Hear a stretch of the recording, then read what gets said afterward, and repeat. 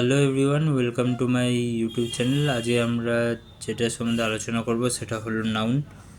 Noun বলতে যে কোনো জিনিসের নাম বোঝায়, সেটা মানুষের নাম হোক, যেমন বিকি, রুদ্র, সায়ন, রিয়া বা যাই নাম হোক।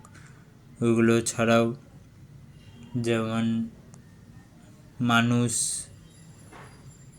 গরু, ছাগল, মানে ইংলিশে বলে ম্যান, গোট, বা কোনো বস্তু যেমন পেন, ওইগুলো এক একটা নাউন, ওইগুলো এক একটা নাম বোঝায়। বা কোনো স্থানের নাম হতে পারে,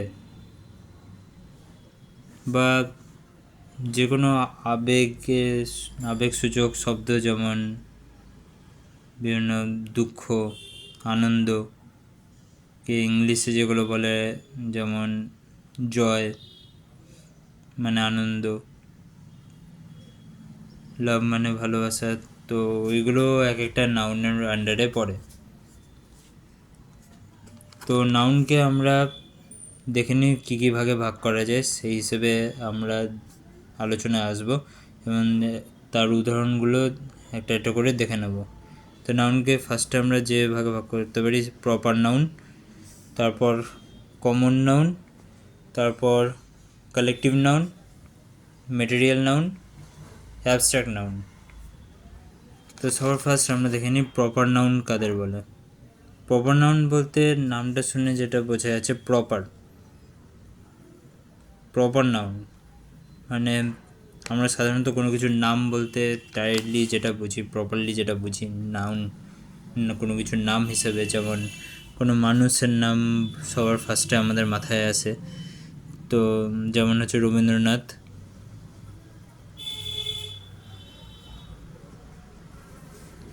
বিবেকানন্দ,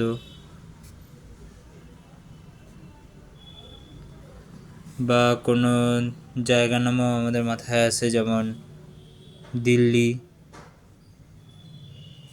কলকাতা। তো ফার্স্টেই একেবারে নাম বলতে আমাদের যেগুলো মাথায় আসে, কোনো মানুষের নাম আর কোনো জায়গার নাম, সেটা হচ্ছে প্রপার নাউনের আন্ডারে আসে। তারপরে হচ্ছে কমন নাউন। নামটা শুনে বোঝা যাচ্ছে কমন নাউন। কমন মানে আমরা মানুষের এক একজন মানুষকে আলাদা আলাদা নাম ধরে ডাকি। এখন আমরা তো ডাকছি এক একটা মানুষকে আলাদা আলাদা নাম ধরে, কিন্তু সবাই তো মানুষ। মানুষটা হচ্ছে কমন আমাদের সবার মধ্যে। তো মানুষ ইংলিশে যাকে বলে ম্যান, ওই ম্যানটা একটা নাউন। তো ম্যানটা কমন নাউনের আন্ডারে আসে। আবার সিমিলারলি ওম্যান মানে স্ত্রী লোক যারা আছেন, তাদেরকে একসাথে কমনলি আমরা ওম্যান বলি। তো ওটাও কমন নাউনের আন্ডারে আসে। সেরকম father, brother, son, boy, husband, mother, sister, daughter, girl, wife, যেগুলো কমন আর কি, কমনলি আমরা বলতে পারি, সেগুলো সব কমন নাউনের আন্ডারে আসে। তো এক্সাম্পল হিসেবে আমরা কয়েকটা নিয়ে নিতে পারি, যেমন ম্যান, ওম্যান, বয়, গার্ল, ফাদার। এগুলো সব কমন নাউনের আন্ডারে আসছে। এরপর আসি 3 নম্বর যেটা, সেটা হলো কালেকটিভ নাউন। কালেকটিভ নাউন বলতে কোনো কিছুর নাম শুনে বোঝা যাচ্ছে কোনো কিছু সমষ্টি বোঝাচ্ছে। যেমন আমরা কোনো কিছু সমষ্টি যেমনভাবে আমরা বলতে পারি একটা ক্লাসের মধ্যে তো অনেকজন স্টুডেন্ট থাকে, তো ক্লাসটাকে আমরা কালেকটিভ নাউনের মধ্যে ফেলতে পারি। আবার কয়জন প্লেয়ার মিলে একটা টিম তৈরি হয়, তো টিমটা একটা কালেকটিভিটি বোঝাচ্ছে, সমষ্টি বোঝাচ্ছে। তো টিমটা কালেকটিভ নাউনের আন্ডারে পড়বে। আবার এটা বলা যেতে ক্রাউড। ক্রাউড মানে জনতা বা জনসমাবেশ যাই বলা যেতে পারে। তো এটাও একটা সমষ্টি, তো ক্রাউড কালেকটিভ নাউন। বা আর্মি, সৈন্যবাহিনী, অনেকগুলো সৈন্যকে একসাথে আর্মি বলা হয়, তো আর্মিটাও কালেকটিভ নাউনের আন্ডারে আসতে পারে। তো যেখানে সমষ্টি বোঝাবে সেটাই হবে কালেকটিভ নাউন। এখন এখানে একটা লক্ষ্য করার বিষয় হলো সেটা কালেকটিভ নাউনের আন্ডারে কয়েকটা নাউন এমন মনে হতে পারে যে এটা সমষ্টি বোঝাচ্ছে না, কিন্তু ওটা যেমন আর্মি বলতে সাধারণত আমরা সমষ্টি, সৈন্যবাহিনীর সমষ্টি বুঝতে পারি, অথবা একটা সৈন্যকেও আর্মি ভাবতে পারি, আমাদের মাথায় আসতে পারে সেটা। তো ওটা যত চর্চা করা হবে তত তোমরা বুঝতে পারবে যে ওটাকে সিঙ্গেল একটা পার্সনের হিসেবে না ধরে সমষ্টি হিসেবে কোনগুলোকে ধরতে হবে আর কোনগুলোকে ধরতে হবে না সেটা তোমরা বুঝতে পেরে যাবে যত চর্চা করবে। তো কালেকটিভ নাউনের এক্সাম্পল হিসেবে আমরা নিতে পারি টিম, ক্লাস, ক্রাউড, আর্মি, আরও অনেক হয়। তো এই কটা আমরা নিলাম। এবার আমরা আসছি মেটেরিয়াল নাউনে। মেটেরিয়াল নাউন নাম শুনে যেটা বোঝা যাচ্ছে যে মেটেরিয়াল বলতে সাধারণত কোনো বস্তুকে বোঝায়। তো বস্তু সূচক যেই ওয়ার্ডগুলো থাকবে, যেমন water, rice, milk, gold, salt, sugar, oil, silver, iron, যাই বলা হোক না কেন, সেগুলো পড়বে হচ্ছে মেটেরিয়াল নাউনের আন্ডারে।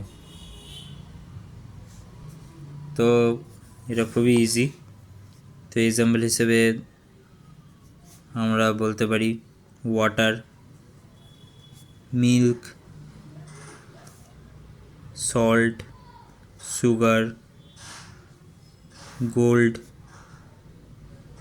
এগুলো সব মেটেরিয়াল নাউনের আন্ডারে। তো এটা মাথায় রাখতে হবে যে কোনো জায়গার নাম আর মানুষের নাম যদি বলে তাহলে সেটা প্রপার নাউন, আর কোনো বস্তুর নাম বোঝালে সেটা হবে মেটেরিয়াল নাউন। বস্তুর নামের যেটা আছে মেটেরিয়াল নাউনের ওয়ার্ডগুলো, মানে বস্তুর নাম যেগুলো বোঝে সেগুলোকে আবার প্রপার নাউনের আন্ডারে যেন লিখে দিও না। তারপর হচ্ছে অ্যাবস্ট্রাক্ট নাউন। অ্যাবস্ট্রাক্ট নাউন বলতে মানুষের বিভিন্ন ইমোশনসকে বোঝায়, ইমোশনস বা কোনো অবস্থা, মানে অ্যাডজেক্টিভ টাইপের। তো অ্যাডজেক্টিভের আন্ডারে যেগুলো পড়ে সেগুলো তো এক একটা জিনিসের নাম বোঝাচ্ছে, একটা একটা ভাবের নাম বোঝাচ্ছে, এক একটা গুণের নাম বোঝাচ্ছে। তো এখানে একটা নাউনের সাথে অ্যাডজেক্টিভের রিলেশন তোমরা বুঝতে পারবে ভালো করে। যেমন এখানে আছে কাইন্ডনেস, যেটা মানে হলো দয়া, সেটাও একটা নাম বোঝাচ্ছে একটা গুণের, তো সেটা অ্যাবস্ট্রাক্ট নাউনের আন্ডারে পড়বে। সেরকম আমি যেটা বলেছিলাম জয় মানে আনন্দ, ওটাও অ্যাবস্ট্রাক্ট নাউনের আন্ডারে পড়বে। অনেস্টি, সততা, সেটাও অ্যাবস্ট্রাক্ট নাউনের আন্ডারে পড়বে। তো এখানে এক্সাম্পল হিসেবে আমরা নিতে পারি কাইন্ডনেস, অনেস্টি, জয়, লাভ, ওয়েলথ। ওয়েলথটা একটা সম্পদের নাম বোঝাচ্ছে, সেটাও অ্যাবস্ট্রাক্ট নাউনের আন্ডারে পড়ছে। এবার চলো কতগুলো সেন্টেন্সে এই ওয়ার্ডগুলোর ইউজ দেখে নিন, যাতে তোমরা সেন্টেন্স ধরে কীভাবে বুঝতে পারবে যে ওখানে যে নাউনটা আছে সেগুলো কোন পার্টের আন্ডারে কোন নাউন, সেটা কি করে বুঝতে পারবে সেটা দেখা যাক। এখানে তোমরা দেখতে পাচ্ছ আমি কতগুলো সেন্টেন্স নিয়ে হাজির হয়েছি। তো এখান থেকে তোমরা বুঝতে পারবে যে নাউনকে কীরকমভাবে আইডেন্টিফাই করতে হয়, কোন নাউন কোন পার্টের আন্ডারে আসে, কোনটা কী ধরনের নাউন। তো সর্বপ্রথমে আমাদের কাছে যে সেন্টেন্সটা আছে, Rabindranath was born in Kolkata. তো এখানে তোমরা দেখতে পাচ্ছ রবীন্দ্রনাথ আর কলকাতা এই দুটো, এটা একটা মানুষের নাম বোঝাচ্ছে আর এটা একটা জায়গার নাম বোঝাচ্ছে। তো এই দুটোই হলো প্রপার নাউন। তো রবীন্দ্রনাথ অ্যান্ড কলকাতা। এখানে একটা জিনিস লক্ষ্য করে থাকবে, এখানে প্রপার নাউনের ক্ষেত্রে প্রপার নাউনগুলো একটা সেন্টেন্সের একেবারে ফার্স্টে থাকবে অথবা একেবারে লাস্টে থাকবে। এই জিনিসটা, এই প্যাটার্নটা মনে রাখবে। তো এটা হলো আমরা কি দেখতে পেলাম, প্রপার নাউন রবীন্দ্রনাথ আর কলকাতা। তারপর আমাদের কাছে যে সেন্টেন্সটা আছে, the cow gives us milk. এখানেও দুটো নাউন আছে, এখানে এটা একটা নাউন আর এইটা একটা নাউন। তো কাউ কাউ বলতে যে কোনো গরুকেই বোঝায়। কাউটা কোনো একটা বিশেষ প্রাণীর, মানে যে কোনো গরুকেই কাউ বলা হয়। কারণ গরু যদি আলাদা করে নাম দেওয়া থাকতো তখন সেটা প্রপার নাউন হতো, কিন্তু যে কোনো গরুকেই আমরা গরু বলে থাকি, তো এটা একটা কমন ব্যাপার, তো কমন নাউন। আর এটা বলো তো কী নাউন, গেস করো। The cow gives us milk, মিল্কটা কী নাউন, মিল্কটা কী বোঝাচ্ছে? মিল্কটা একটা কোনো একটা জিনিসকে বোঝাচ্ছে। তো যেহেতু এটা জিনিস বা কী বলা যেতে পারে, জড়বস্তু বা তরল পদার্থকে বোঝাচ্ছে, সেরকম টাইপের কিছু। তো সেইগুলো সব মেটেরিয়াল নাউনের আন্ডারে আসে, আমি বলেছিলাম। তো এখানে যে প্যাটার্নটা লক্ষ্য করে থাকবে, যে কমন নাউন যেগুলো হয় সেন্টেন্সে, সেগুলো দায়ের পরে বসে, মানে কমন নাউনের আগে সবসময় দা থাকবে একটা, দা কাউ। আর ম্যাটেরিয়াল নাউন সেন্টেন্সের আগেও থাকতে পারে পরেও থাকতে পারে। এখানে পরে দেখতে পাচ্ছ, এরপরে সেন্টেন্সের আগেও একটা এক্সাম্পলে দেখাবো। তো এখানে আমরা কী কী দেখতে পেলাম, কমন নাউন আর ম্যাটেরিয়াল নাউন।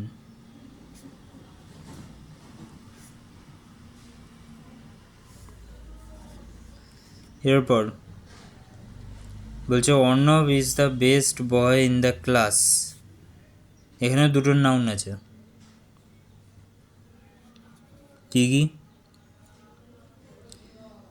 অর্ণব, অর্ণবটা শুনে বুঝতে পারছো যে এটা কোন নাউনের আন্ডারে আছে। অবভিয়াসলি এটা proper noun. It's a best boy, না না, এখানে তিনটে নাউন আছে, বেস্ট বয়, না না না, এখানে আমি চারটে নাউন দেখতে পাচ্ছি। Best, Arnab is the best boy in the class. কারণ বেস্ট বয় এটা তোমরা অ্যাডজেক্টিভ হিসেবে বলতে পারো, কিন্তু আমরা এখানে নাউন হিসেবে দেখব।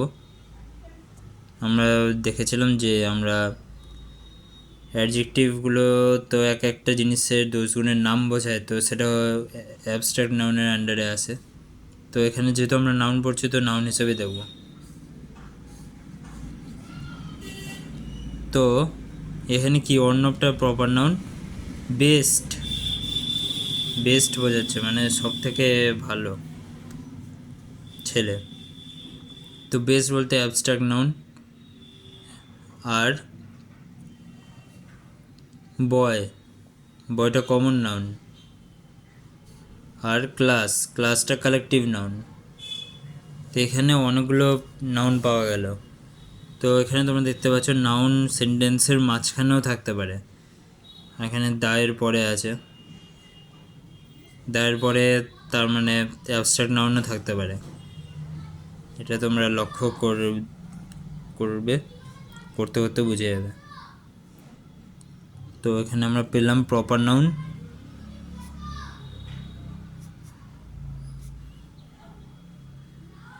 অ্যাবস্ট্রাক্ট নাউন,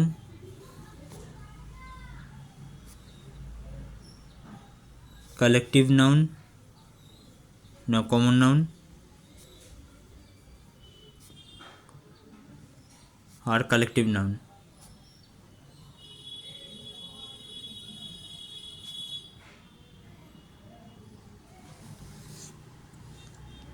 এরপর আমরা যে সেন্টেন্সে আসছি সেটা হলো gold is a valuable thing.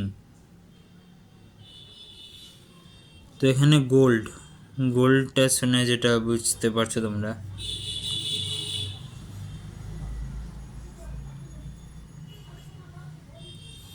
সেটা হলো এটা একটা মেটেরিয়ালের নাম বোঝাচ্ছে। তো সো এটা material noun.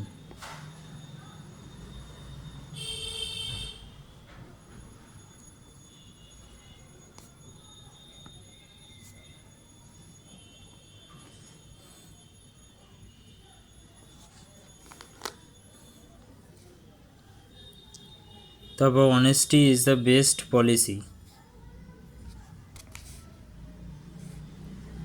Honesty is the best policy, এখানে তোমরা দেখতে পাচ্ছ অনেস্টিটা আর হচ্ছে পলিসিটা। এখানে একটা জিনিস আমি ভুল করেছিলাম, সরি তার জন্য। এখানে বেস্টটা কোনো নাউন না, অ্যাকচুয়ালি